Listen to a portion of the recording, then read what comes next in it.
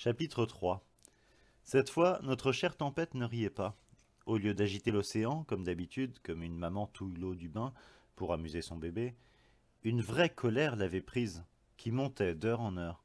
Elle frappait notre malheureux bateau de plus en plus méchamment, elle jetait contre lui des montagnes liquides, elle le précipitait dans des gouffres. La coque du paquebot craquait et tremblait comme si la peur, une peur panique, malgré tout son courage, peu à peu s'emparait de lui. Jamais de ma vie je n'avais été si secoué.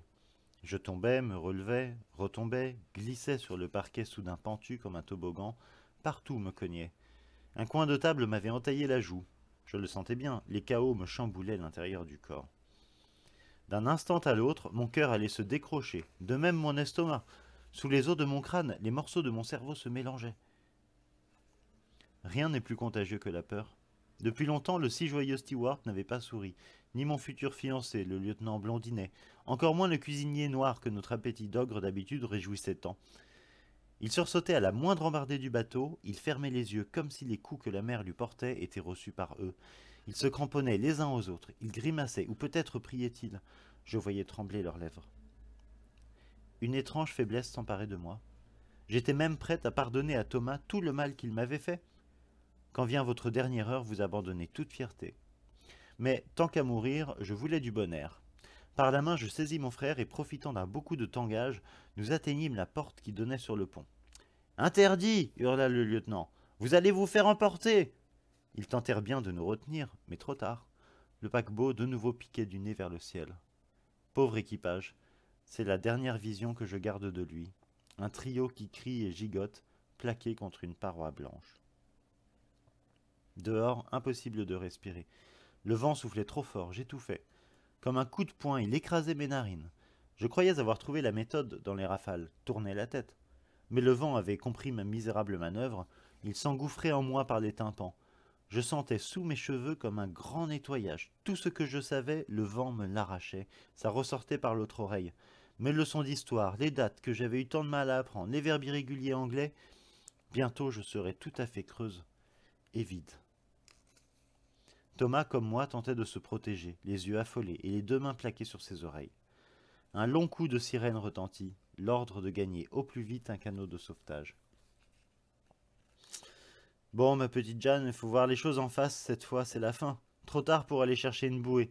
Si nous coulons, à qui vas-tu bien pouvoir t'accrocher? J'ai cherché de l'aide dans mon cerveau désert. Un petit mot m'est apparu.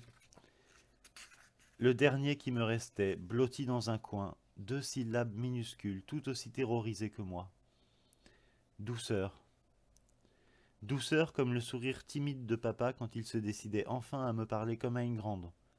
Douceur comme la caresse de maman sur mon front pour m'aider à m'endormir. Douceur comme la voix de Thomas quand il me racontait dans le noir qu'il aimait une fille de seconde.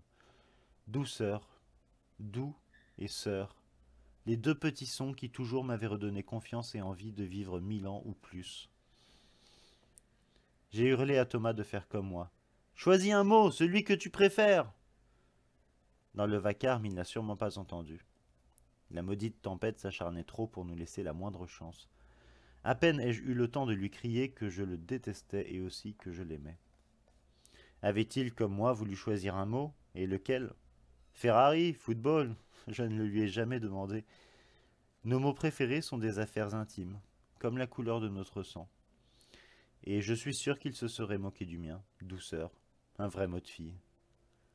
Lentement, oh comme la lenteur est angoissante, lentement l'arrière de notre bateau s'est dressé vers le ciel sans soleil. Je me suis senti tomber.